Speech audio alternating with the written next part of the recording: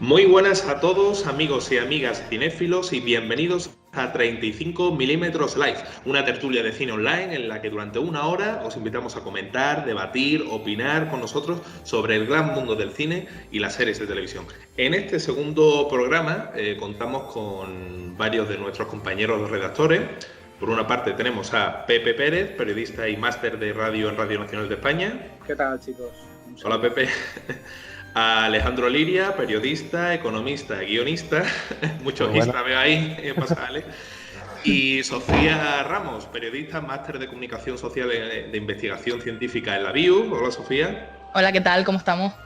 Y bueno, entre los cuatro pues vamos a estar una horita hablando sobre un tema en particular que esta vez pues ha sido a raíz de una de nuestras followers en redes sociales, Andrea Santamaría Ripoll, que nos propuso el otro día hablar sobre una película que era adaptación de un libro. Nos propuso hablar de Ensayo sobre la ceguera, de A Ciegas, que es la adaptación de Ensayo sobre la ceguera, que es un libro de José Saramago, y por ende pues hemos pensado de que en este programa pues lo que vamos a hablar va a ser sobre adaptaciones cinematográficas o en series de televisión hechas de libros, de novelas, de cuentos, de cualquier producto literario. Así que sin más dilación vamos a empezar con el programa. Y nada, os doy paso a quien quiera empezar de vosotros con la peli o el libro que queráis comentar. Buenas. Sí, hizo silencio. Sí, hizo silencio. Bueno, venga, arranco yo. Venga. Hay una trilogía que no sé, todo el mundo la conoce, pero no se suele comentar muchas veces. Cuando hablamos de adaptaciones no tenemos que olvidar que hay un producto original, que es del que parte, ya sea televisión o cine, el guión o la dirección, que es una novela, puede ser una novela, un cómic, un relato corto, un cuento, lo que sea, o incluso, como en el caso de Rementari, puede ser hasta una leyenda infantil de una cierta zona. En el caso de lo que voy a hablar yo es de la famosa trilogía de Dan Brown, que estamos hablando del Código Da Vinci, de Ángeles y Demonios, de Inferno, que son películas que todo el mundo conocemos, dirigidas por Ron Howard, un director sólido. Y además Inferno está un poco de moda últimamente. Inferno está un poco, exactamente. Por lo que sea. Por lo que sea. Pero digamos que son como adaptaciones cinematográficas buenas, funcionales. Ron Howard es un director que funciona, pero que yo tengo una serie de, como lector de la obra original, un poco una serie de problemas, porque insisto, no dejemos de olvidar que esto viene de un producto, de una materia prima, de la que se construye después la ficción televisiva o cinematográfica. Bueno, de hecho van a hacer una nueva serie de televisión basada, creo, en El símbolo perdido, que es el tercero o el cuarto libro de la saga y que no se adaptó a que pertenece al personaje de Langdon, que es el que interpreta a Tom Hanks, pero que en este caso creo que se va a resetear para la televisión y sí, que no va a contar con su participación. Va a ser otro. En el caso, por ejemplo, del Código Da Vinci, yo no tengo mucho que decir. Es una película, creo que sólida, buena, una buena adaptación. Ahí los cambios son prácticamente ligeros y por un tema más de narrativa visual que exige el cine más que por caprichos del director o de los guionistas. Es una película que creo que cuenta con un Tom Hanks que hacía tiempo que no lo veíamos, con un Tom Hanks siempre está completo, pero no lo vemos tan metido en un papel y que entienda y que disfrute tanto de un papel. Nos hemos olvidado que tiene a Ian McKellen como el gran investigador que le ayuda un poco en la trama, ¿no? Y Jean Reno como el policía francés. Es decir, tiene un plantel bastante interesante y que sobre todo funciona muy bien entre ellos. Las relaciones entre ellos funcionan porque es un plantel sólido, como digo. Bueno, yo antes de nada quería preguntaros si el resto, supongo que sí, todos hemos visto las películas del Código Da Vinci, ¿no? Sí, o sea, todos, ¿no? De hecho el Código Da Vinci la han puesto esta semana de confinamiento, no sé en qué canal, y la tengo fresca, o sea que también, no sé, hacía tiempo que no la veía y sí, ya la volví a ver hace poco. A lo tonto, la película tiene ya, creo, 15 años, ¿eh? Tiene es del 2006, del 2006 si no recuerdo mal, así que tiene sus 14 añitos para cumplir este año. A mí una de las cosas que más me gusta de este tipo de películas es que cuando ves un clásico, ¿no? No todos, pero en este caso yo creo que la trilogía de la que estamos hablando se presta a eso. Son películas que envejecen muy bien. Sí, son películas si tú la ves, como el otro día mismo estaba viendo, a mí me gusta mucho el cine negro, estaba volviendo a ver En casa, que es una película que suelo ver habitualmente, que es El halcón maltés, y yo la veo y digo, pero qué bien envejece esta película. Da igual en qué época la estés viendo, que no, hombre, a ver, siempre matices, pero que hay cosas que tú dices, oye, esto está perfecto, este guión no está desfasado, este lenguaje audiovisual está, no diré nada que envidiar una película de ahora, y eso creo que es un apunte muy interesante también.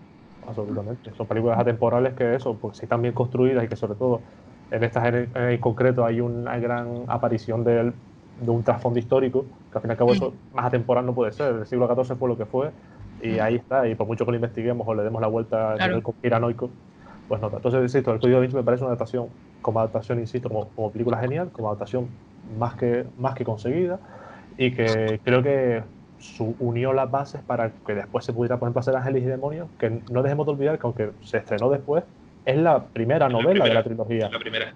Lo que pasó con Ángeles y Demonios era que no tuvo todo el éxito que Dan Brown y su editorial a lo mejor quiso que tuviera.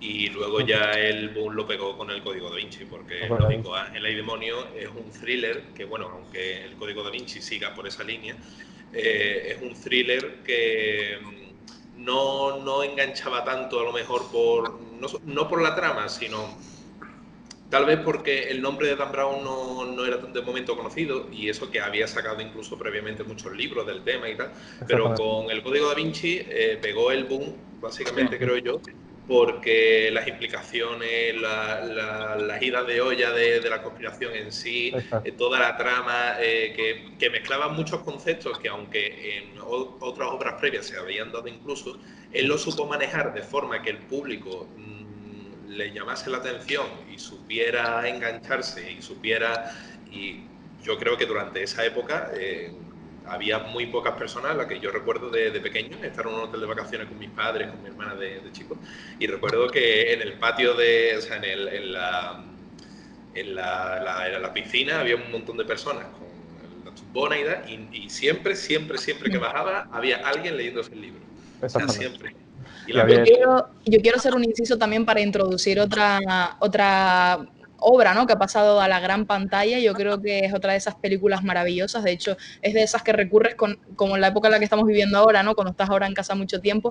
¿Qué ves? Pues yo creo que Entrevista con el vampiro es de esas que yo también recuerdo de bajar a la piscina, Fran, y ver ahí a gente, siempre hay alguien leyéndose Entrevista con el vampiro, y luego ya no hablemos de esa película, ¿no?, que es fantástica. Yo creo que también es una de esas grandes adaptaciones, porque luego está el tema también controvertido de aquellas películas que no están bien adaptadas o aquellas que por el contrario no tienen, están mejor quizás la película que el propio libro.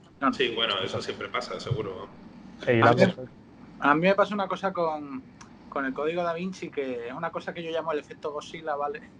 Que es que yo me acuerdo que la película salió teniendo yo, pues eso, 12 años, y era un chaval, y me acuerdo que se lió pardísima, ¿vale? Sí.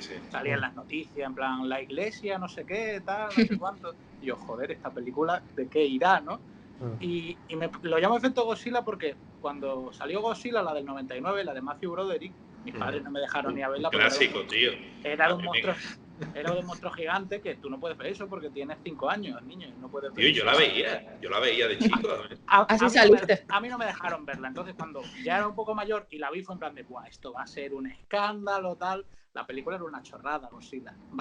En plan, y me pasó un poco algo parecido con el Código Da Vinci. Cuando la vi de mayor dije, bueno, pues esto era lo que tenía que hacer temblar los cimientos de la iglesia tan católica. Que la novela, sobre todo, y la película se alimentó de eso, era el morbo de qué está contando esto, que además que la gente se lo creyó como si fuera verdad. Claro, y es absoluta ficción. O sea, es ficción absolutamente. Eso de que la forma de la U entre la María Magdalena, eso es ficción. Está muy bien. Lo que tiene es que está muy bien hilado todos esos conceptos. Y de hecho, el libro incluso lo criticaron un poco porque no todas las cosas que contaba, ya no solo el trasfondo histórico, sino que no tenía fundamento, que eran muchas cosas, invenciones que el propio Dan Brown había tejido y ahí salió y tal, y cuajó, pero que después es una simple ficción como cualquier otra, y muchas otras que han salido incluso a raíz del libro. Y muchas ficciones que nutrieron de esos libros. Y a lo que voy yo, que es el problema principal que tengo yo con esta trilogía, que el Código Da Vinci todo bien, la verdad, porque por general el problema me viene ya con Ángeles y Demonios y después con Inferno. ¿Qué pasa? Ron Howard, no sé qué problema tiene con las novelas de Dan Brown. Dan Brown suele tener una característica, que las novelas no son finales abiertos, pero sí son finales amargos, o al menos agridulces, que en otras perderías. No son finales súper contentos de todos terminamos, ha muerto el malo, sino que en el caso, aquí vienen spoilers, en el caso de Inferno, por ejemplo, salir era un virus que deja la mitad del mundo impotente. que es para controlar la población y por lo tanto no mataba a nadie, como se suponía en todas las novelas. Pero en cambio no deja de ser un final que agridulce, un final como amargo, como diciendo, oye, pues al fin y al cabo se salió con la suya el que quería esto.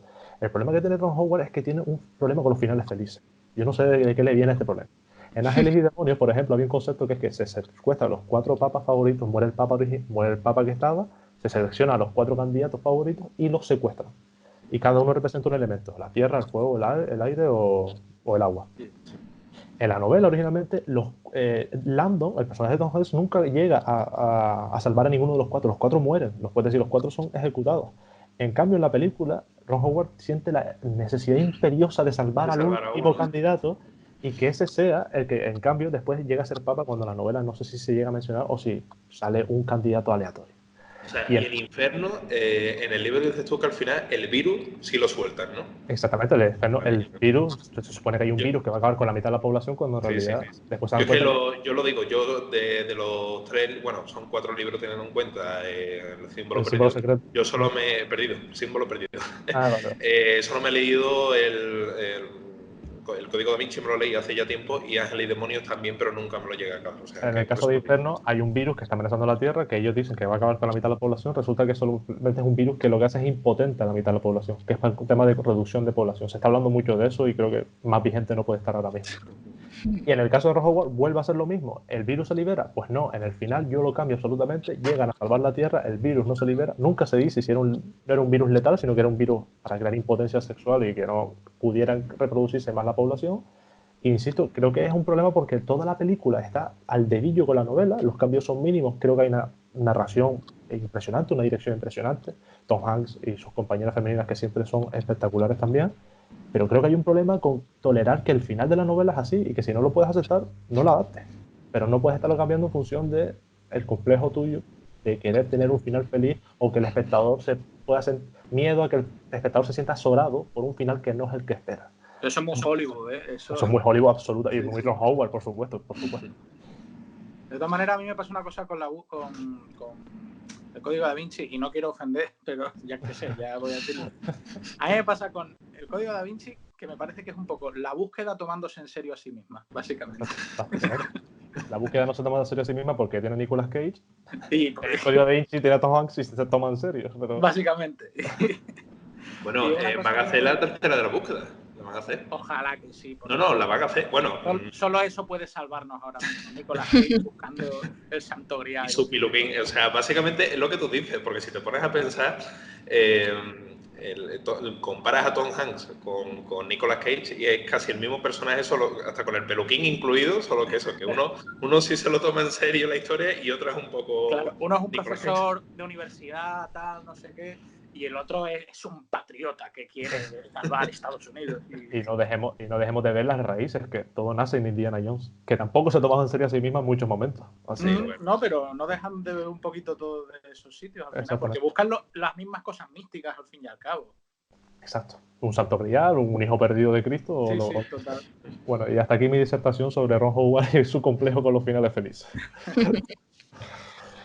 Bueno, podemos hablar en cuanto a las adaptaciones y siguiendo con ese hilo, yo quiero saltar de un clásico a algo más actual, como es también las adaptaciones de los cómics, que creo que sería también muy interesante y me parece que es algo por lo que están apuntando, sobre todo en el panorama de las series, de la pequeña pantalla, y me parece brutal la calidad que están teniendo esas producciones y me parece que, por ejemplo, en el caso de las escalofriantes aventuras de Sabrina, yo me he leído los cómics y me parece que la serie no tiene absolutamente nada que envidiarle, me parece que es muy fiel, salvo características que hacen restarle, como por ejemplo que intenten adaptarlo a un perfil muy teenager, muy adolescente, con ese tipo de cosas para atraer a la gente.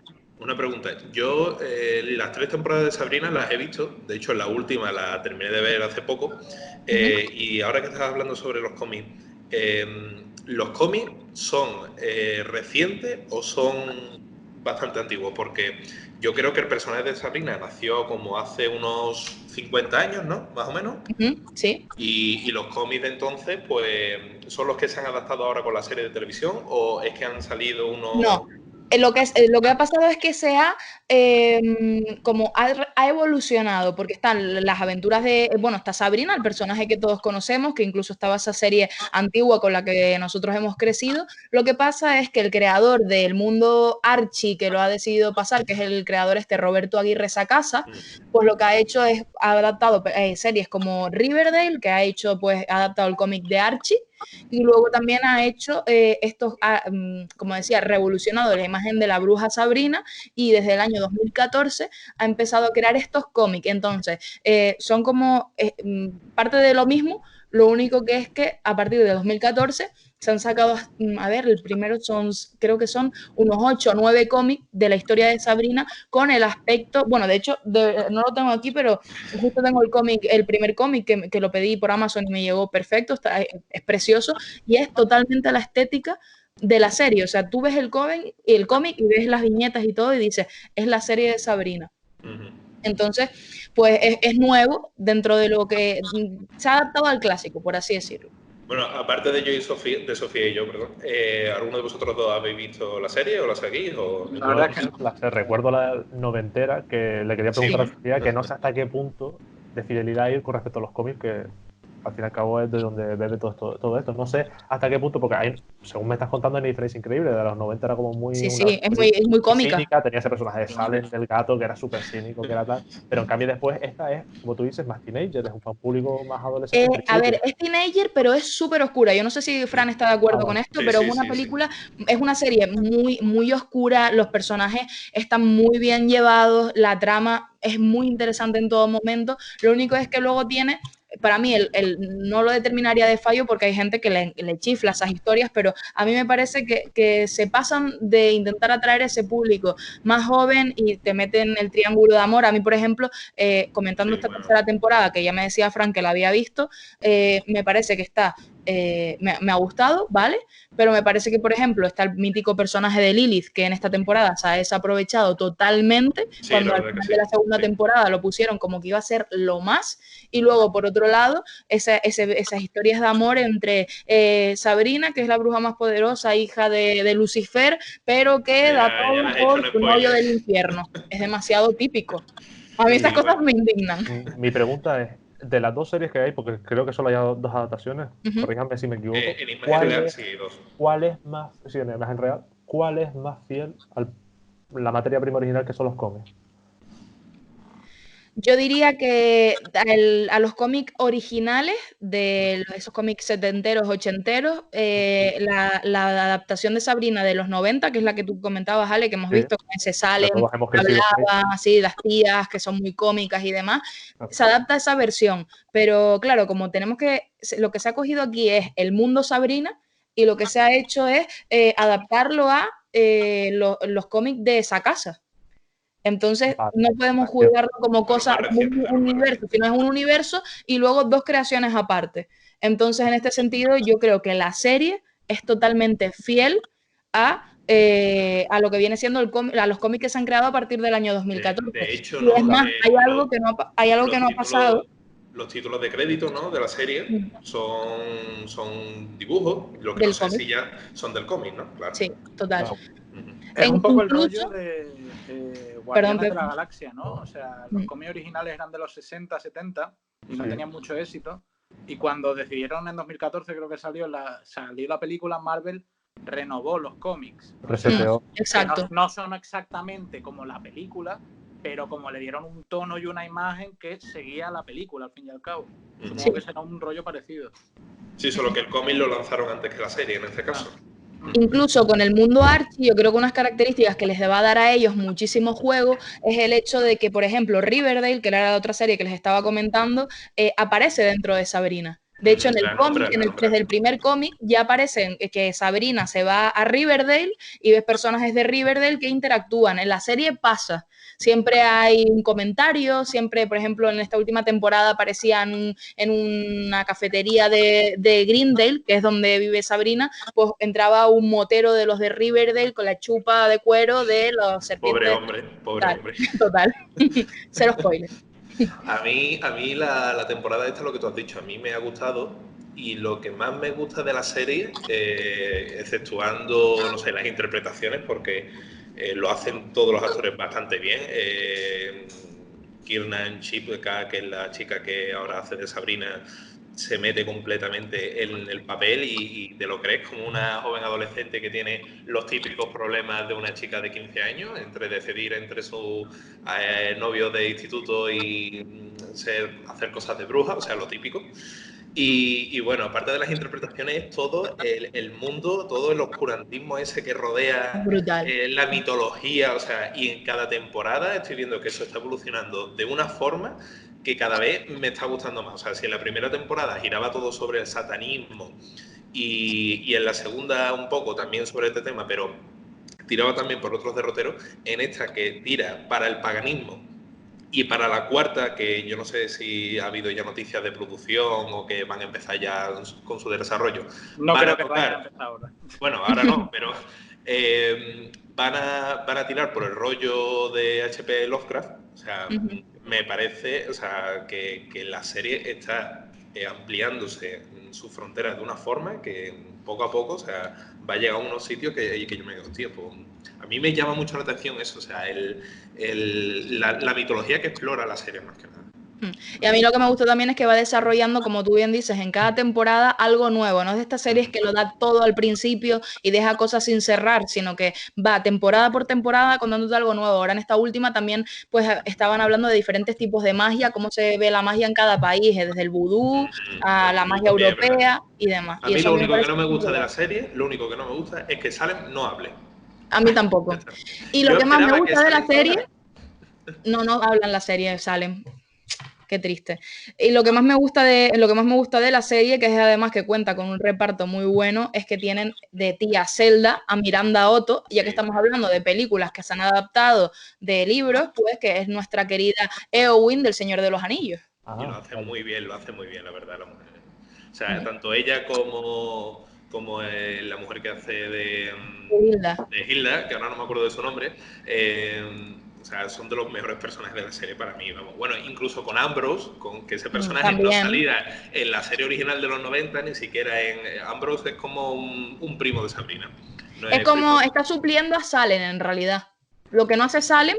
Exactamente, sí. De hecho, yo eso es lo que pensaba en la primera temporada, en plan, a ver si han cogido, han sustituido al personaje de Salem por este chaval, y al final sí, te metían a Salem, pero bueno, a mí el personaje de Ambrose, la verdad que me gusta mucho. A mí me gusta que cada personaje tiene algo, es decir, no solamente está Sabrina, sino que después tú dices, bueno, las tías están ahí como para un poco ser esa... que no te dan juego, pues no. Las tías también cada una tiene su historia individual. Hilda, que es la que tú decías de Lucy Davis, explora otra historia con su interés amoroso en la serie, que resulta ser un hombre lobo. Y así pues cada uno. Ambrose, los alumnos del colegio, todos tienen algo que contarte. Muy bien. Y bueno, yo antes quería preguntaros, ya que estaba Alejandro hablando de El Código Da Vinci, de las 3 adaptaciones, que no me ha dado tiempo porque Sofía empezó a hablar de Sabrina, y como sigamos hablando de Sabrina nos podemos llegar aquí la hora entera. De las 3 adaptaciones que ha dicho Ale, ¿cuál es la que más os gusta? Yo diría que El Código Da Vinci, porque me parece que es la más fiel, además a nivel de adaptación. Ángeles y Demonios e Inferno, pero eso ya es un total gusto personal, en ese orden. Sí, a título personal, esas 3. A mí me parece, yo sinceramente no me leo ninguno de los libros, la verdad. O sea que voy a hablar a título de película. No te pierdes mucho tampoco, ¿eh? También te digo.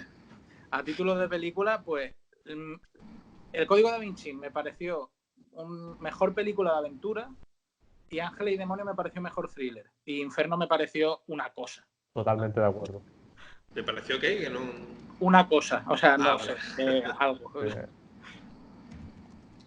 Yo diría Ángeles y Demonios primero, Código Da Vinci y luego Inferno, pero como decías algo a título personal y además solamente de libro, me leí el de Ángeles y Demonios porque estuvo en aquella época, no sé si se acuerdan ustedes, una producción en Telecinco que se llamaba también Ángel o Demonio. Ostras, sí, que estaba Aura Garrido de protagonista y a mí me flipaba esa serie. Esta era la época en la que leí ese libro, después vi la película, después salió esta producción en España y a mí me parecía increíble. Estaba Marsaura también, Carla Nieto, y yo era súper fan, yo quería ser un demonio con 13 años.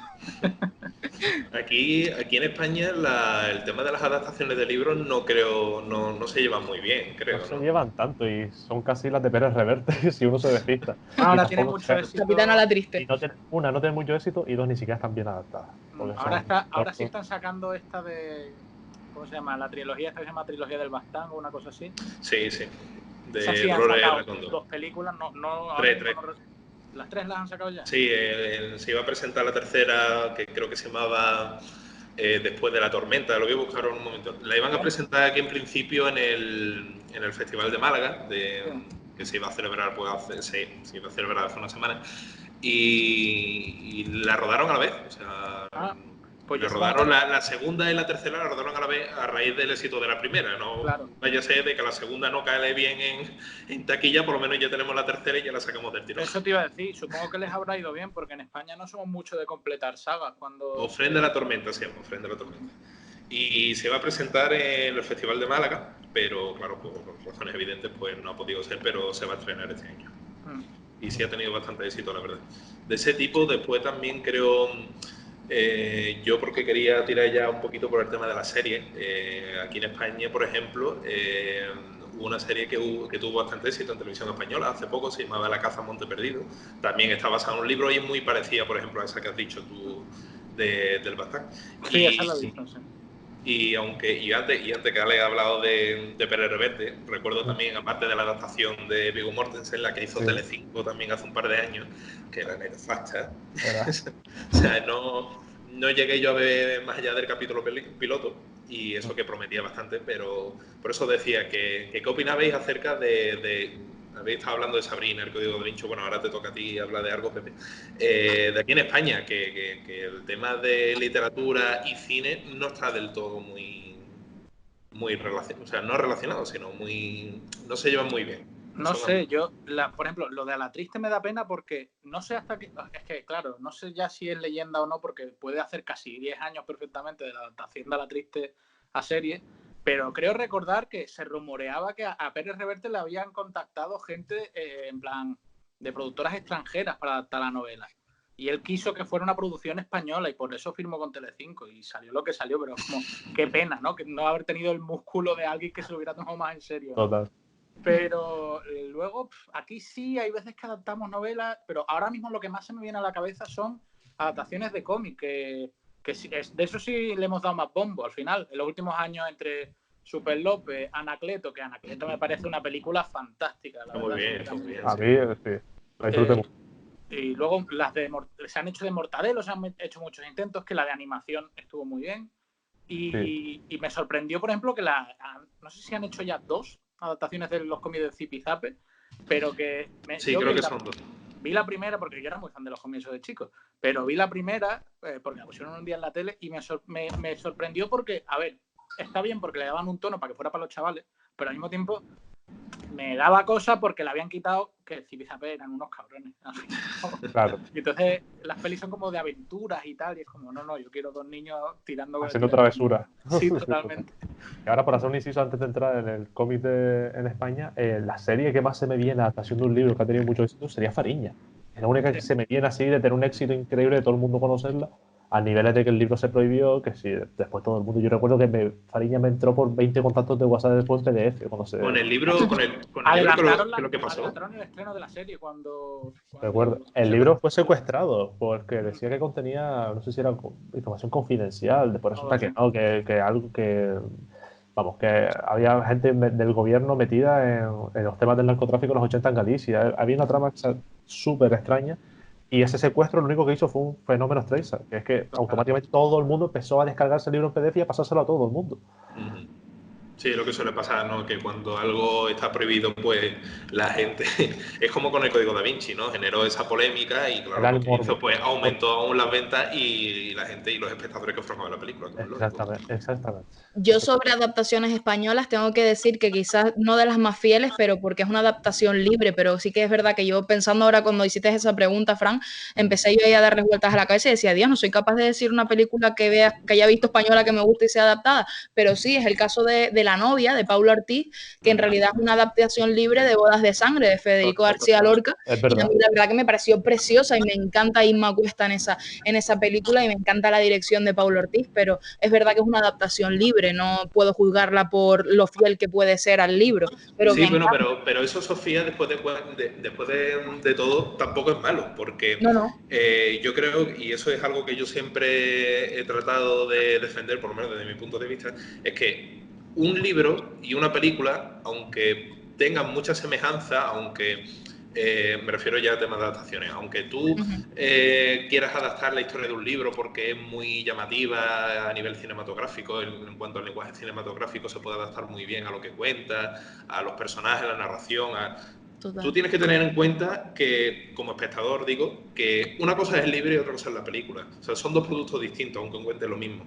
Y por eso muchas veces no tenemos que ponernos talibanes con las adaptaciones, porque tenemos que tener en cuenta de que una película lo hace un director que está acostumbrado a un tipo de lenguaje y un libro lo hace un escritor que está acostumbrado a otro. O sea, aunque la historia sea la misma, a fin de cuentas, es el una producto adaptación. va a ser diferente. O sea, no podemos decir, es que te has comido este pasaje del libro. Bueno, a ver, por razones de producción o narrativas a lo mejor, pues el equipo de la película ha optado por decir, pues mira, pues este pasaje lo vamos a quitar o este personaje lo vamos a fusionar con otro, ¿no? Que es lo que muchas veces, por ejemplo, en los últimos tiempos se ha visto, por ejemplo, con Juego de Tronos.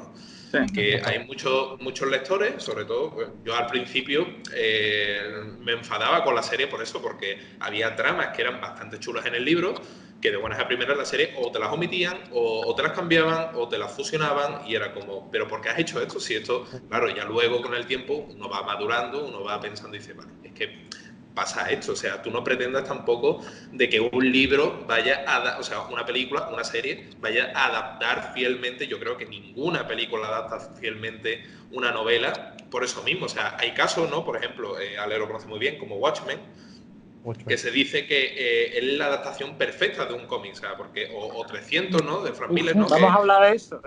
Me refiero, pero escucha, es que no me dejáis terminar. No, entramos en Watchmen, pasa como con Sabrina, no salimos, ¿eh? A nivel gráfico, no de guión, ¿eh? A nivel gráfico, para mí es más perfecta Sin City incluso que Watchmen. Watchmen tiene City, por ejemplo, muchas licencias o sea, son adaptaciones que, por ejemplo, Zack Snyder cuida mucho en ese sentido. Luego, a lo mejor, el tema del guión, la historia, la trama, los personajes, peca en el otro, pero eso no quiere decir de que, aunque sean dos obras muy semejantes en ese sentido, en ese nexo en común que tienen, que la historia es la misma, dejan de ser dos productos distintos. Pero y ambos productos igualmente disfrutables. Yo creo que... No, sí, dale. No, una cosa rápida. Yo creo que el problema, que estoy de acuerdo con lo que ha dicho Fran, de eso de que en un momento dado se tiene que fusionar un personaje.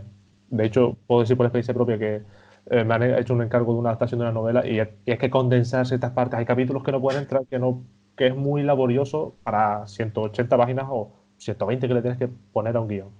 El problema creo que es cuando la adaptación es, tú puedes tomar una adaptación libre, como puede ser el de La novia, que acaba de comentar Sofía, que es que yo tomo unos elementos que me interesan y los adapto de una manera libre, o puedes hacer una adaptación súper fiel, como puede ser el Sin City de Robert Rodríguez, que es literalmente el storyboard, es el cómic, no tienes más. El problema, que por ejemplo es el problema que yo tengo con Watchmen, es cuando te quedas a medias, que es que quieres hacer una adaptación súper fiel y te tomas demasiadas licencias para que sea una adaptación fiel. Creo que ahí reside el problema de las adaptaciones. O lo haces totalmente libre, sin complejos, o haces una adaptación fiel. Lo que no puedes es quedarte a medias, tomándote licencias en según qué momentos, porque al final son pequeños momentos o son pequeños detalles que cuando termina la película hacen que sea totalmente diferente la historia. Yo, vamos, es que eso, y gracias a Dios alguien ha sacado por fin el nombre de Zack Snyder.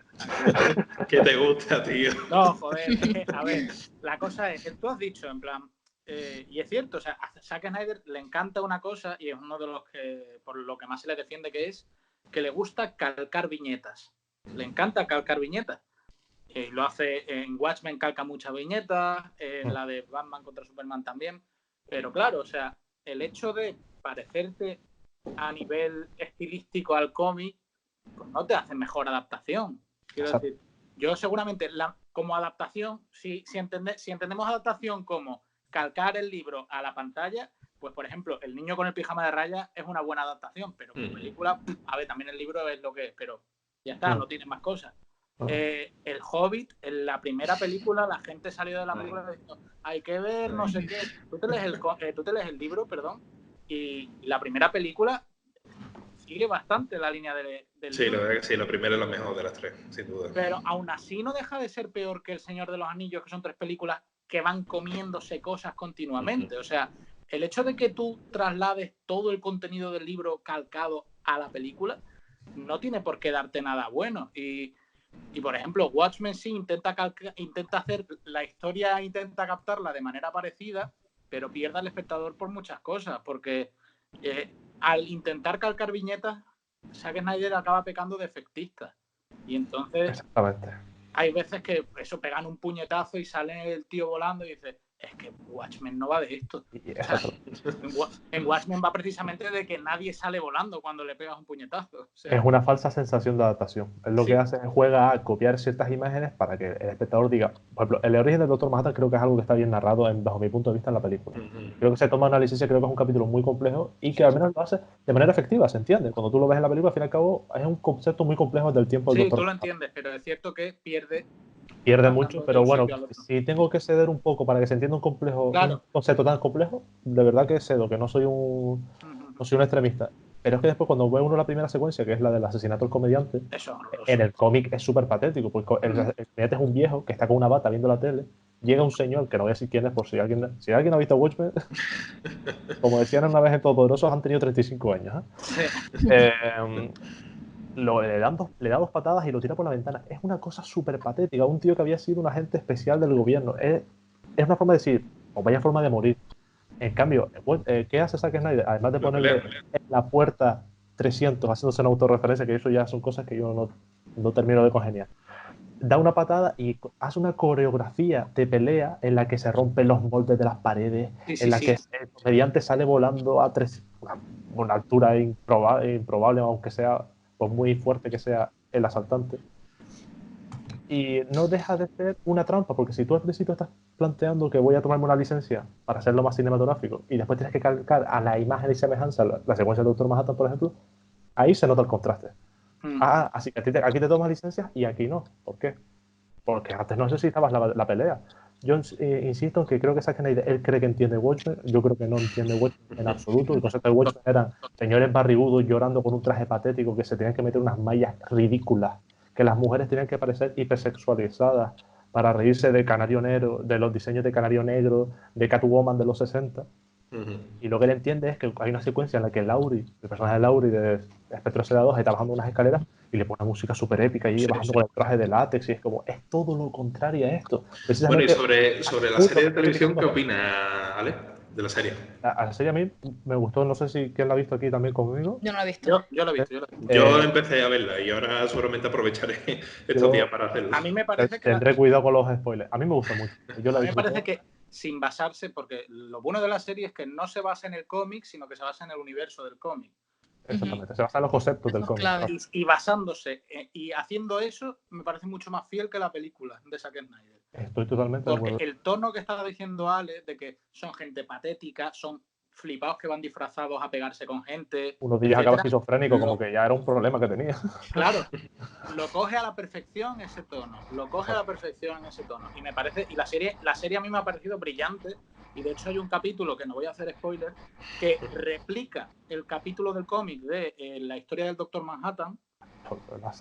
Y ese capítulo, sin querer ser igual que el capítulo del cómic, me parece que capta mejor el tono que la parte de la película. Y aún así la parte de la película es de lo mejor de la película.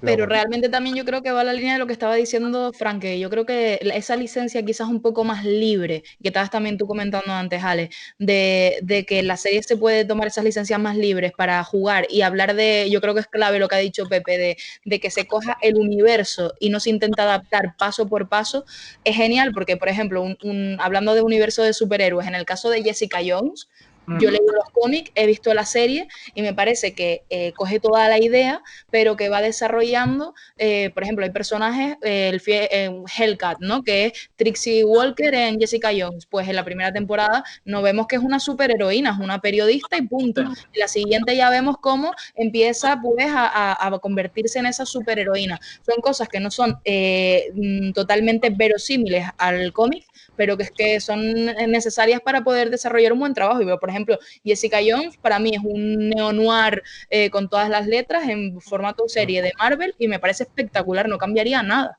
Pero yo creo que hay una diferencia sustancial, por ejemplo, cuando se adapta una película o una serie como Watchmen. Por ejemplo, Watchmen sí que es una secuela, como está diciendo Pepe, indirecta, capta más bien los conceptos y la visión del cómic más que por ejemplo, acaba de aparecer 2 o 3 personajes. Ni siquiera aparece el Búho Nocturno, por ejemplo, que es un personaje muy clave en la novela.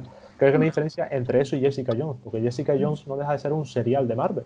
Jessica Jones es un personaje de los, tiene pinta de ser un personaje de los 60, 70, de la época de plata de los cómics. Tiene todas las papeletas. Y es un serial de los que, ¿cómo puedes adaptar muchos números de esos? Es imposible, tienes que coger unos conceptos, tienes que coger unos personajes y prácticamente hacerlo por ti mismo un cóctel de eso. Watchmen es simplemente un cómic, es una obra, es como una novela, literalmente. Entonces, sin querer contradecir lo que estás diciendo, es decir, me parece que lo que está haciendo Marvel con el formato de Daredevil, por ejemplo, el formato de Jessica Jones, que es tomar unas personajes que tienen 50, 60 años y reducirlo a todo, no es lo mismo que coger un cómic de 300, 400 páginas, que sí te tienes que limitar más a eso. Jessica Jones tiene, Jessica Jones tiene el personaje del 2001. De 2001. ¿No? Tiene ¿Del 20 2001? años. Sí, Jessica Jones es del 2001. Pues, relativamente. perdón por el error, pero vamos, que tenía todas las papeletas de ser un personaje de los 70. Luke Cage sí sé que, por ejemplo, Sí. es más antiguo. Porque... Luke Cage es de los 70, de la época del Black Power. Y Iron Fist también. Iron Fist también, porque yo tengo cómics que salen Spider-Man con Iron Fist. Y son de la época de Steve Ditko, de Stan Lee y tal. Y el otro, ¿quién era? De los 4 de los bueno, Punisher. De Punisher. ¿no? Punisher. Es de los 4. Otra de las nuevas adaptaciones de Netflix que ha sido muy famosa, no sé si la han visto, la de, ay Dios, nunca me acuerdo el nombre en español, pero de Umbrella Academy. Sí. No he leído el cómic, pero me han dicho también que está muy bien adaptado. Hasta cierto en punto. español no la llamaron Academia Paraguas, porque quedaría Sí. extraño. Pues la verdad es que no sé cómo la adaptaron en español. Academy, creo que no la tradujeron, ¿eh? Pues Las películas de Marvel tendrían que llamarse aquí en España con el título original que le pusieron a los personajes. Sí, ¿no? Masacre. Hubo un pequeño debate con eso cuando salió Deadpool. Había gente que no le gustó que se llamara Deadpool en España, pero tendrían que haber sacado las películas en plan La Patrulla X, Dan Defensor, Silver Surfer, Estrella Plateada. Estrella Plateada. Tendría que ser. Sería interesante. Total. Y bueno, Pepe, ¿tú de qué querías hablarnos? Pues ya lo hemos comentado un poco, pero es una cosa que me interesa mucho, que cuando se suele hablar de adaptaciones, pues se suele hablar como de un formato de trabajo, y es lo que estábamos hablando. Para nada tiene por qué ser así, lo que decía antes. El Hobbit intenta...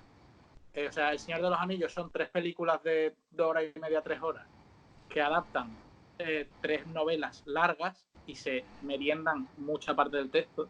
Total. Y el Hobbit son 3 películas de 3 horas que adaptan un libro de 200 páginas.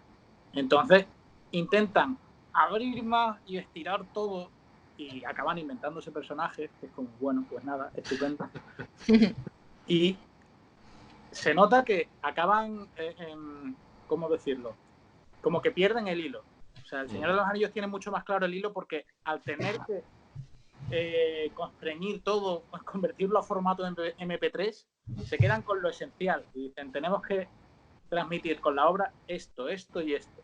El Hobbit, al no tener que tener claro de qué va el Hobbit, va de muchas cosas realmente. Entonces, es un tema que, yo qué sé, me pasa también con las Crónicas de Narnia, por ejemplo, que yo me leí los Madre mía. de adolescente, que me encantaron, y nunca entendí que adaptaran el segundo libro, luego el cuarto. Además que mis favoritos tiene su lógica, Pepe. O sea, lo adaptaron así porque querían contar la historia desde el punto de vista de los personajes que siempre eran más recurrentes en lo largo de los 7 libros, que son los 4 hermanos Pevensey. O sea, en los 3 primeros libros de la saga son por orden cronológico, porque claro, son unas crónicas, por tanto, o sea, el orden de publicación es cronológico. El primero es El sobrino del mago, el segundo es Leo la bruja del armario, y el tercero era El cabello del muchacho. Bueno, pues esos libros, claro, como te cuentan en orden cronológico, El primero sucede como, ponte tú, 500, 1000, no sé, un porrón de años antes del primer libro. Sí, eso es cierto. El tercer libro lo que te cuenta es que los hermanos son adultos, o sea, lo que se ve al final de la primera película, Sí. los hermanos son adultos y tienen que hacer un viaje consular a un país desértico y allí se encuentran con un personaje que es el que tiene el caballo, que es el que... Bueno, la cosa es que, claro, para mantener un hilo y hacer futuras secuelas y a lo mejor contar con los personajes un poquito ya mayorcetes, porque claro, pueden jugar con eso y podrían incluso seguir jugando con eso, porque si a mí dicen ahora que Disney quiere relanzar las películas y hace, por ejemplo, El Caballo y el Muchacho, si cogen a los 4 actores de ahora, los 4 actores originales, cabrían perfectamente sus personajes, porque ya están crecidos en la trama. Y lo hicieron para eso básicamente, para justificar que luego hicieran más películas. Pero... La segunda... Sí, A mí lo que me explotó la cabeza de las Crónicas de Narnia es cuando leí que en las novelas, y empecé a leerlas, me acuerdo en el colegio que los compraron la saga para que lo leyéramos, que tenía algo que ver con la religión, cómo Aslan representaba a Dios, y yo decía, ¿qué es esto? C.S. Lewis era colega de Tolkien. Sí. Lo que pasa, y ambos procesaban la fe católica, ambos eran católicos y tal, solo que C.S. Lewis era un poquito más, no radical, pero sí más conservador en ese aspecto. Y muchas de sus novelas, yo recuerdo, por ejemplo, C.S. Lewis tiene una adaptación de una novela que a él no le gustaba nada, pero nada, nada, nada la ciencia ficción. Y claro, en aquella época, los años 50, años 60 y tal, que fue cuando se publicaron sus novelas, pues la ciencia ficción era lo que reinaba realmente en la literatura estándar, la literatura mainstream, por así decirlo. Y él hizo una novela de anti-ciencia ficción incluso, o sea, una ciencia ficción religiosa, católica, cristiana, o sea, y es por eso, el contexto religioso que tiene Aslan, por ejemplo, León, que era una personificación de Dios, porque resucita incluso en la primera película, que pues una cosa así, o sea, el trasfondo que tiene religioso básicamente porque C.S. Lewis era una persona así. Lo que te iba a decir con respecto a las adaptaciones, o sea, yo entiendo que lo que tú dices, que tú digas, a nivel estratégico, sí, me es más fácil, más lógico adaptar a los hermanos Pevensie, ¿no? Solo con ese gesto, al final, ya no estás adaptando las Crónicas de Narnia. Estás atándote a unos personajes. Sí. Entonces, con ese hecho ya estás cortando muchas cosas. No sé si me explico. Y por ejemplo, Pepe, como lo que hacen en The Crown, que están contando la biografía de la reina y cada 2 temporadas cambia el reparto porque ponen actores que tienen la edad de la que están adaptando. Claro. Es decir, ahora mismo está Helena Bonham Carter haciendo de la reina. No, está haciendo de la hermana de la reina. De la hermana de la reina. A mí, que de hecho, haciendo un inciso, yo estaba nervioso con la tercera de The Crown porque no sabía cómo le iba a sentar el cambio de reparto y es una barbaridad. O sea, si no la habéis visto, la tercera de The Crown es una cosa, es una locura auténtica, es una pasada. Pero la cosa es, si tú quieres adaptar las Crónicas de Narnia, y yo imagino que son de Disney las películas. Sí, ¿no? Las 2 primeras son de Disney, la tercera creo que era producción con Fox o algo así, porque perdieron los derechos o Disney después del Príncipe Caspian dijo que no quería hacer más o algo así. No me extrañaría, pero que cuando haces cuando Disney empieza a adaptar algo, dicen vamos a tope, vamos a hacer las 7 películas. Sí, sí. Entonces, si vas a hacer las 7 películas, si empiezas ya encadenándote a unos personajes, luego cuando tengas que saltar a otras historias que no tengan nada que ver con esos personajes, pues puedes tener un problema, puedes perder público, por ejemplo, porque ya no se van a sentir apegados a esa serie de películas. Y luego, y volviendo a lo que decías antes de lo de la religión, solo hay que ver el primer libro de las Crónicas de Narnia, que es literalmente la creación del mundo, sí. Es literalmente. Sí. Totalmente. Total. Y el último es el Apocalipsis. Exactamente. Básicamente. Spoiler, chavales, lo siento. Yo tengo el corazón dividido con lo que dice Pepe, porque por un lado estoy totalmente de acuerdo, la riqueza, como por ejemplo vemos en The Crown, que le puede dar cambiar cada 2 temporadas de personaje y disfrutar. Yo, por ejemplo, mi actriz favorita siempre ha sido Helena Bonham Carter y para mí verla en esta temporada es un lujo, pero es verdad que por otro lado después pienso en películas, en adaptaciones como Harry Potter y es que a mí me encanta verlos visto crecer y me parece que cambiando pues pero yo con Harry Potter siempre me va a pasar lo mismo. O sea, con Harry Potter yo, y supongo que todos coincidiréis conmigo, hay un punto de inflexión, tanto en los libros como en las películas, que cuando hizo Alfonso Cuarón el prisionero de Azkaban.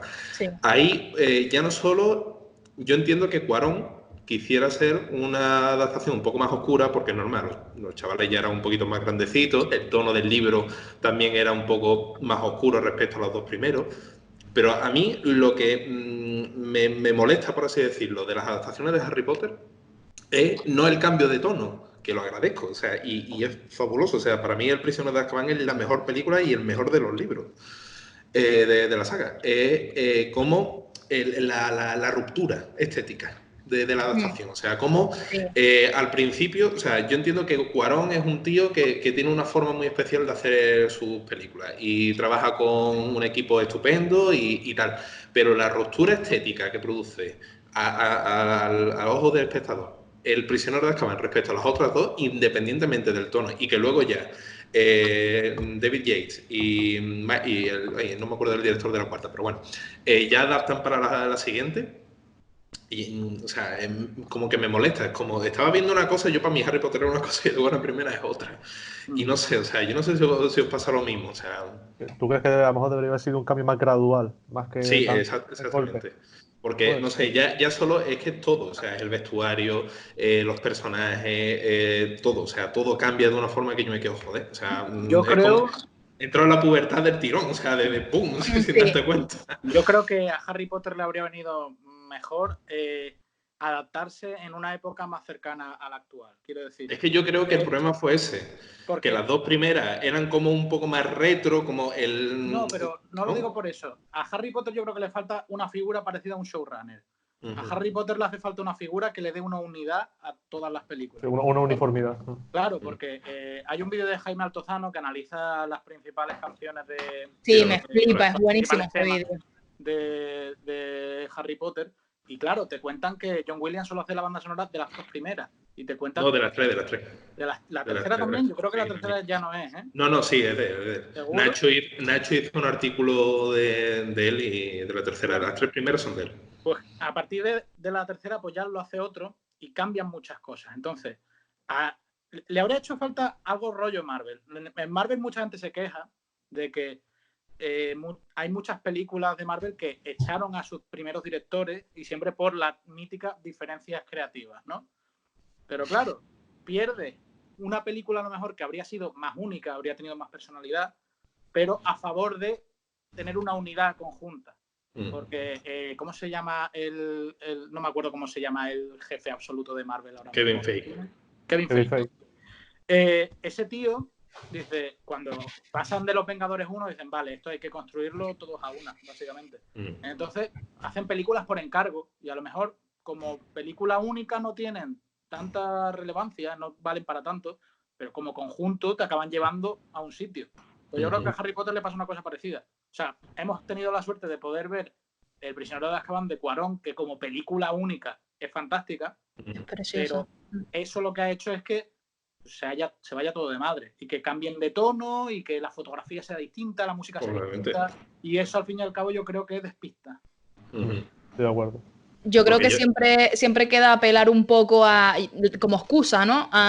Bueno, pues es un cambio gradual según vamos viendo los personajes. Las dos primeras son más tiernas, son más niños, pero claro, de repente ya en la tercera y cuarta película dices, pero lo que estaba diciendo Fran, ¿no? Pero qué adultos, que ha cambiado de repente el tono, le empiezan a interesar, empiezan a tener intereses amorosos, guiños un poco más adultos. Y quizás es demasiado boom, de repente. Y una de las cosas que siempre pues no me gusta, porque es la película con la que he crecido toda mi vida y le tengo un especial cariño, pero es verdad que yo lo que le recriminaría es que ya que creció tanto y fue tan adulta de repente, yo siempre echaría en falta más maldad en el personaje de Voldemort, más ruines, ¿no? Todo ser más malo. Que lo intente más fuerte la próxima vez. Exacto. Y bueno, yo hay una adaptación en particular que sí me gustaría que me dijerais qué opinión tenéis sobre ella, porque todavía no se ha hecho, pero bueno, por si la conocéis. Yo para mí es el estreno más esperado de este año, si se llega a estrenar, que yo creo que sí, que es Dune, como que se adaptó, es una serie de novelas de ciencia ficción que se publicaron en los años 60 de un autor americano que se llama Frank Herbert. Y si la gente que nos esté escuchando, que nos esté viendo, no la conoce, es como si cogieras Juegos de Tronos y Star Wars, lo metieras en una batidora, lo licuaras y te lo bebieras. O sea, es un mejunje, pero la particularidad de Dune es que se hizo antes que Star Wars y antes que Juego de Tronos. O sea, es como la madre de todas las cosas que nos gustan del género hoy en día a todo el mundo. O sea, por eso tienen una potencialidad increíble de convertirse en la próxima gran saga cinematográfica de esta década. Pero en muchos ámbitos, o sea, tanto literatura como en cine y tal, siempre se ha comentado de que es una adaptación inabarcable. O sea, es una novela que mezcla conceptos tales como la ecología, la religión, la tecnología, o sea, por deciros, o sea, la mayoría de películas de ciencia ficción de los últimos 40 años ha bebido de Dune de una forma u otra. Que si Matrix, que si Blade Runner, que si Star Wars, que yo no he nombrado, o sea, todas. O sea, todos tienen referencia a Dune. Es como si fuera la madre de todas esas películas. Pero ha tenido la mala suerte de que como se intentó adaptar en su momento por David Lynch en los años 60, y la adaptación no es que fuera... Se ha convertido 80, con ¿no? En los 80, perdón, sí, en los 80. Fue en los 80, en el 80 y... Sí, hace poco hizo 30 y pico años, creo 35 años. Fue en el 80 y algo. Como la adaptación no fue a buen puerto, porque claro, David Lynch, le das al director del Hombre Elefante de cabeza rasurada, ¿no? Le das un libro así de gordo, con un montón de temas abstractos que tú querías convertirlo en una película a nivel de Star Wars y te sale lo que te sale. Claro, a David Lynch no le pueden mandar un encargo. O sea. No. Y la película a mí me gustó dentro de... O sea, es un poco infumable, pero si te gusta la saga te la ves y dices, bueno... Sci-Fi, el canal Sci-Fi, en los años 2000 hicieron otra adaptación, incluso se atrevieron con el segundo y el tercer libro, lo hicieron en forma de miniserie y la adaptación salió bastante bien. O sea, con los efectos especiales de su época, que hoy lo ves y dices, coño, pues deja un poco que desear, ¿no? Ha envejecido bastante mal la serie y tal, pero se deja ver. Y yo con la adaptación esta que está preparando Denis Villeneuve, ahora que estrena en diciembre y tal, con un reparto que la verdad creo que es de lo mejorcito que se puede encontrar hoy en día en Hollywood. Hay muchísimos y grandes actores por ahí que no están en ese reparto, pero de lo que hay, la verdad que no encuentro quejas. Pues yo es mi gran esperanza de este año y espero porque en principio ha hecho, yo creo, que es lo que quería comentar, que ha tomado una buena decisión porque la película se va a dividir o sea, el libro se va a dividir en dos películas. Cosa que con Harry Potter se intentó hacer, por ejemplo, con El Cáliz de Fuego, no salió adelante, sacaron una película de 3 horas y media y bastante condensado el libro, a mi parecer, supongo. Con El Cáliz de Fuego. Con El Cáliz de Fuego intentaron hacerla en dos películas, recuerdo yo.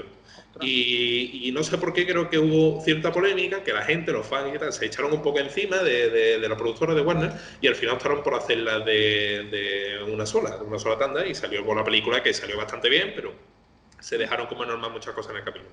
Y bueno, la Reliquia de la Muerte sí optaron a hacerla en dos partes cuando el libro es menos denso que El Cáliz de Fuego por el mero hecho de ganar más dinero. Igual que ahí estaba la fiebre esta que pasó a finales de la década pasada de la última película de cualquier saga, dividirla en dos.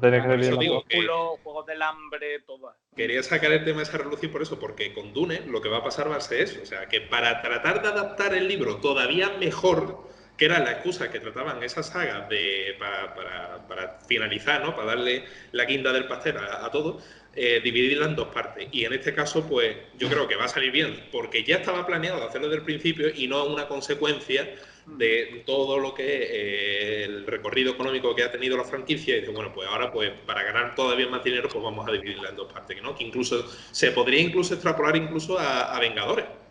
A Vengadores Endgame, Vengadores... ahí, no me acuerdo. Infinity War es lo mismo, o sea, exactamente lo mismo. Pero esta ya estaba planeada desde el principio por el hecho de querer adaptar bien la esencia del libro, que ya no sé lo que saldrá porque eso no lo sabe nadie, ni siquiera ha salido tráiler, imágenes, nada, no ha salido absolutamente nada, es un secretismo total. Y quería sacar ese tema a relucir, por eso. Pues yo no la conocí, o sea, sé de lo que estabas hablando porque he leído sobre el tema, pero no tengo el contexto. La verdad que no es de mis estrenos esperados, pero es verdad que de mis estrenos esperados tengo que esperar a noviembre. Espero que no se retrase la fecha porque yo soy una fan de James Bond. Con lo cual estoy esperando No Time to Die, muy ansiosa. Y Alejandro y yo vamos a El coronavirus nos ha chafado completamente. el año de cines y series. Sí, Qué bueno o que ya que sea, estamos, James Bond es un personaje adaptado. sí, Claro. sí. De hecho, tengo que decirle a la gente que nos esté viendo que entra a verse los últimos Martini, porque Ale escribió uno sobre James Bond que me pareció brutal. Está muy bien. Que tiene Está un muy bien. título así picantón, pero después uno dice, vaya, sí. Vaya. A lo mejor sí.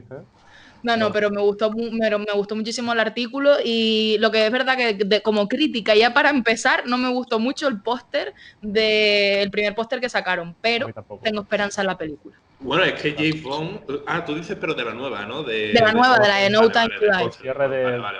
ciclo de Daniel Craig. Que a mí, sinceramente, yo vi el tráiler y no me transmitió nada. Me pareció que reciclar las No, a mí tramas tampoco. que ya habíamos visto en Casino Royale, que ya habíamos Claro, visto. es que Daniel Craig no quería hacer la película. Bueno, O sea, él terminó Spectre y dijo, prefiero que me tiren de no sé, dijo que me claven un cristal en no sé dónde. Prefiero no rectificar lo que dijo. Así que a lo mejor el ganas de lo que es No Time to Die no te diría. Pero bueno, insisto, si lo ya saben llevar a buen puerto, yo creo que están reciclando las tramas de Vesper en Casino Royale, del personaje de Kurilenko, de Olga Kurilenko en Quantum of Solace. Me parece que, no sé, es la sensación que me dio el tráiler. A lo mejor está mal montado, sabemos que un mal tráiler a veces también puede chafar un estreno. Y ojalá me equivoque, ojalá lo digo sinceramente. bueno, tiempo ahora tienen de enmendar cualquier cosa de cara a noviembre. Resux, O sea, no, pero de remontarlo así. Ahora mismo no recuerdo, o sea, estaba pensando en el tráiler y no sé si lo quité a la mitad porque decidí no verlo. Creo que fue esa la decisión que tomé porque hace un montón de tiempo ya, pero tenemos Chica Bond en esta pelilla. sí, Ana de Armas. Ana de Armas. Ana de Armas. Ana de Vale. Bueno, y Es que estaba dudando. Leacy Dogs, que repito otra vez repite. como... Exactamente. ¿Y tienen alguna favorita? Porque es que yo, esta respuesta mía es un poco controvertida muchas veces, pero es que para mí nunca habrá una... Bueno, es que yo soy muy fan de Eva Green, pero es que además de Eva Green, a mí Mónica Bellucci siempre me encantó. Es Y eso que maravilloso. tampoco participa mucho en la No, trama Sale de... 5 minutos para No, sacarle 5 minutos, pero es Mónica Bellucci, o sea. Es Mónica Bellucci. Y es No es la chica Bond, es Mónica Bellucci. Exactamente. Que siempre se le dio esa es decir, se le puso ese título de no, la chica Bond más vieja, como si tuviera alguna particularidad que por mí como que si es la que más mide o la que tiene los ojos verdes. O sea, es curioso, ¿no? Es curioso. Se critica que la edad de los personajes femeninos de la película, pero ahora que Sean Connery hizo, aunque no pertenece a la saga original, nunca digas nunca jamás con casi 60 años, creo, o 50 largos, o sea, eso no se critica, ¿no? O sea, no. Saga con 40 y pico. Y bueno, y el tercer Bond, leche. Leisen, el tercero es de Roger Moore. Roger Moore hizo 7 o 8 películas, creo. Yo es que me estoy revisando la saga, por eso.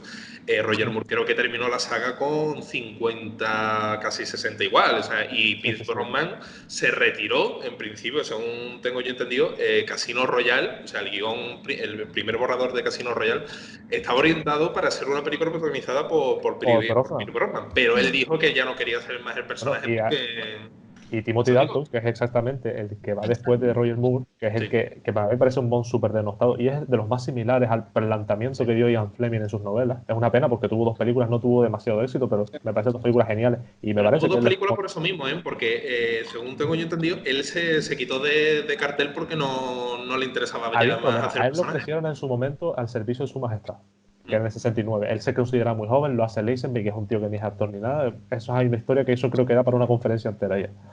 Entra Roger Moore hace 7 o 8 películas, pero creo que de las últimas de Roger Moore es Octopussy. Octopussy se la vuelven a ofrecer a Timothy Dalton. Él sigue diciendo que no quiere hacerla, aunque ya tiene una edad más considerada para ser un Bond.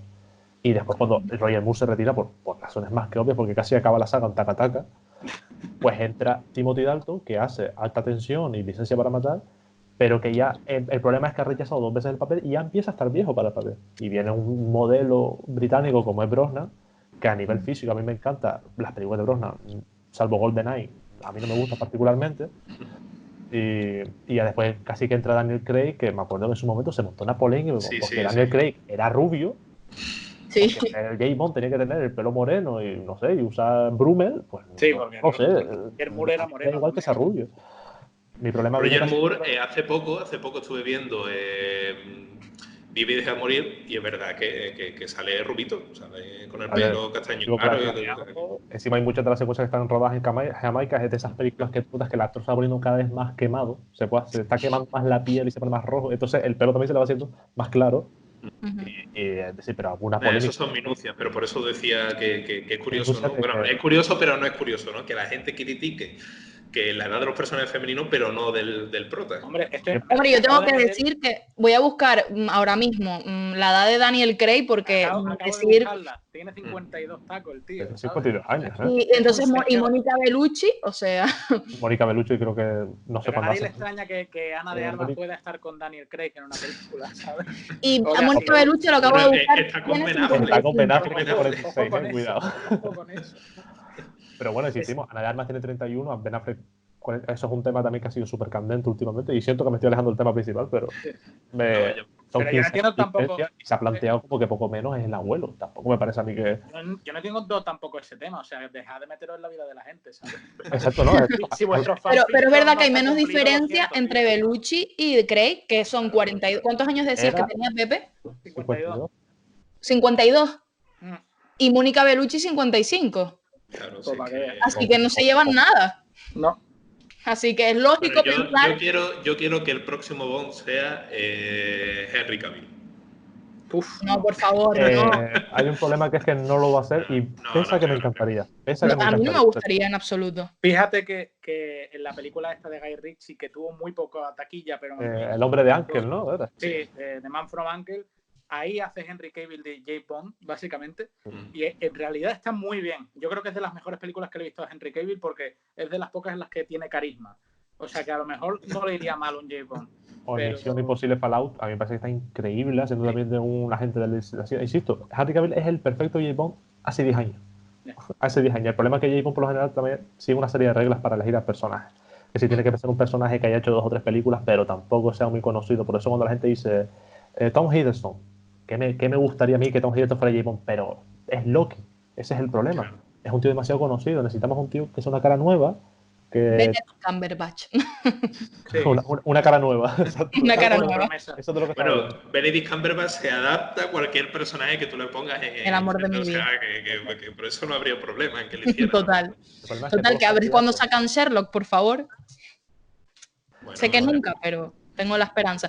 Oye, hablando de un inciso que quería hacer desde antes, que me parecía súper curioso, que nombraba antes Fran a Sean Connery, y estamos hablando pues en el programa de hoy de películas de cómics, de libros que se han adaptado, y no hemos hablado de La Liga de los Hombres Extraordinarios, que además es una película que tuvo tantas malas críticas que no se hizo ninguna más, pero que además fue la última película en la que apareció en pantalla Sean Connery.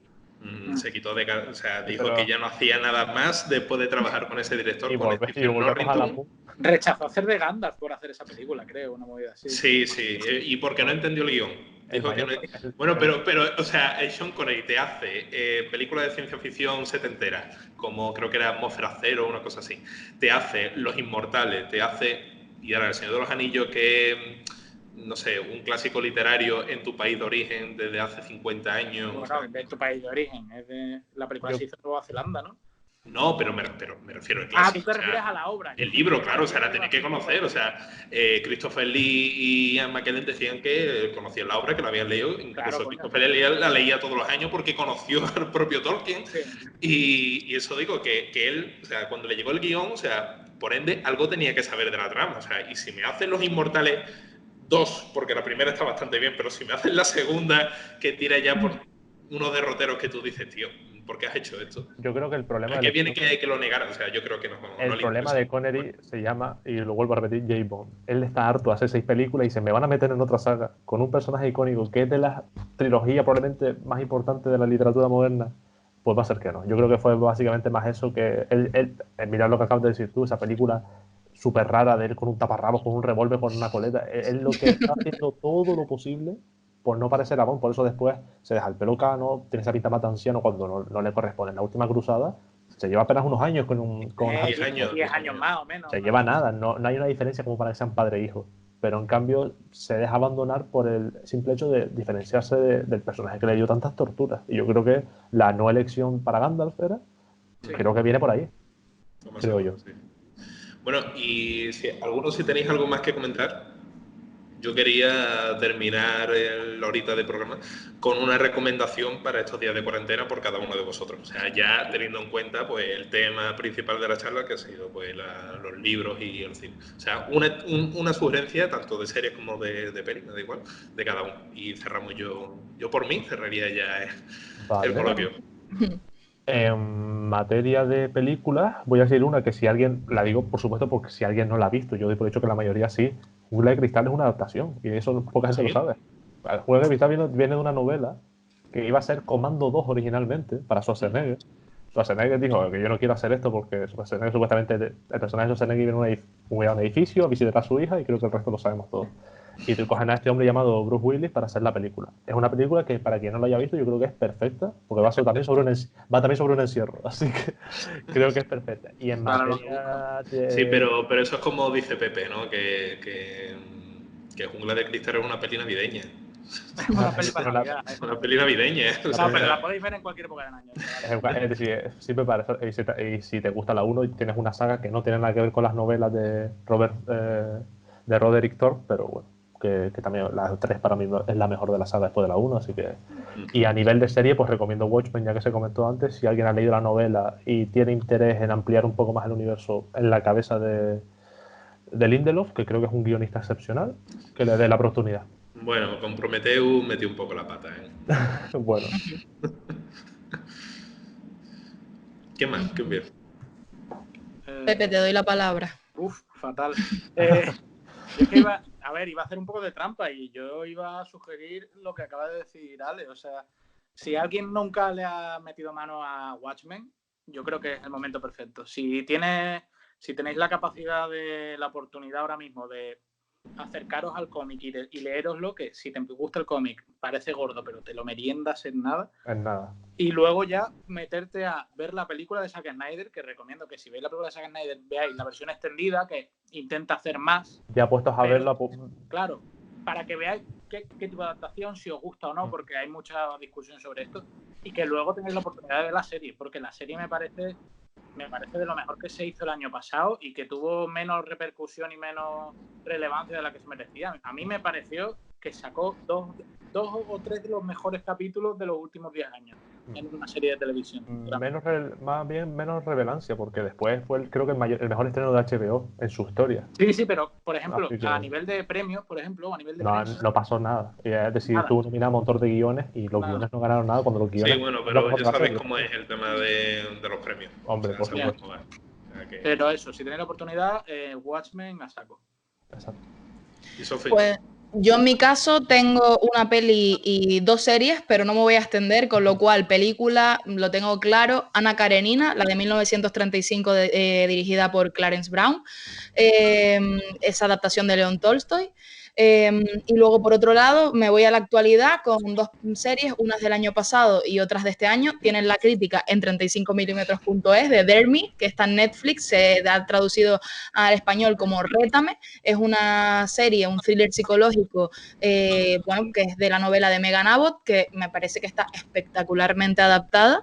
Es muy actual y además parece un cliché al principio, pero cuando empiezas a verla te das cuenta que en absoluto, aunque juega con los elementos clásicos americanos de grupos de animadoras, institutos, personajes adolescentes, entrenadora estrella.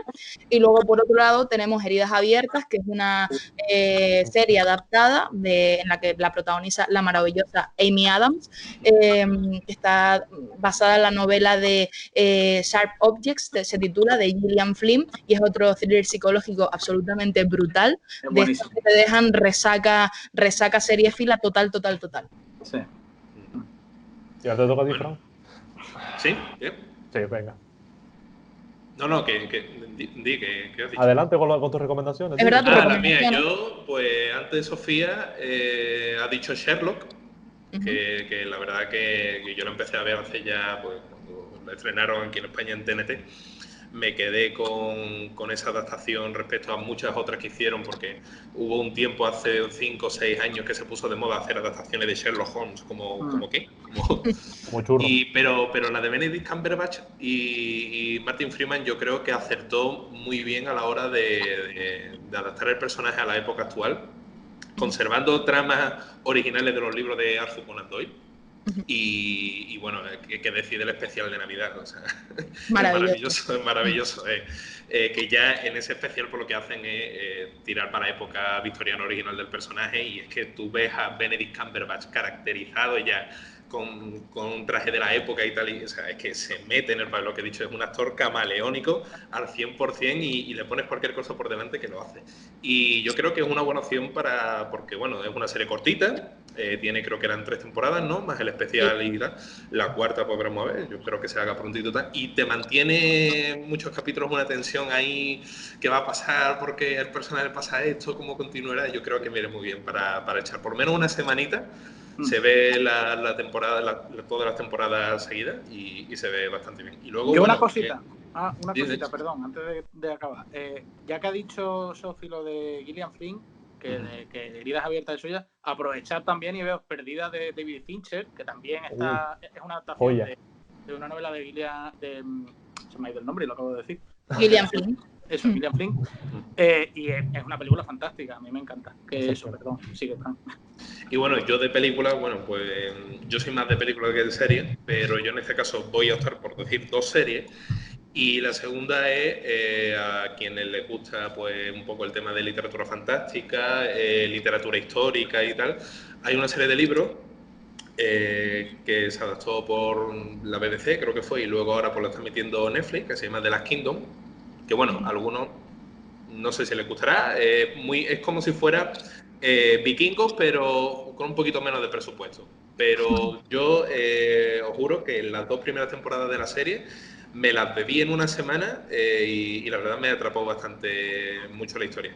Es verdad que Vikingos es una adaptación a lo mejor un poco más fiel, porque el guionista, el creador de la serie, Michael Hill, es un autor bastante potente, ya hizo pues Los Tudor, hizo Los Pilares de la Tierra, ¿no? Que es otra adaptación en serie, y la hizo bastante bien.